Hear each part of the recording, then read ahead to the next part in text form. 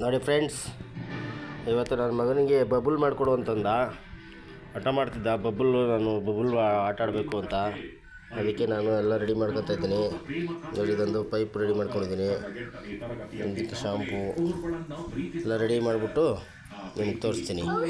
Okay friends, ಒಂದು shampoo ತೊಗೊಂಡಿದ್ದೀನಿ, ಅದರಲ್ಲಿ ಒಂದು ಗ್ಲಾಸ್ ಸ್ವಲ್ಪ ಸಕ್ಕರೆ, ಸ್ವಲ್ಪ ನೀರು, ಇಷ್ಟು ತೊಗೊಂಡಿದ್ದೀನಿ.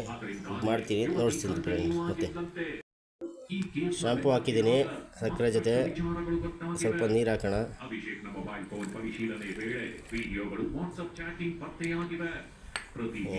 ಚೆನ್ನಾಗಿ ಮಿಕ್ಸ್ ಮಾಡೋಣ. ನೋಡಿ ಫ್ರೆಂಡ್ಸ್, ಎಕ್ಸ್ಪೆರಿಮೆಂಟು.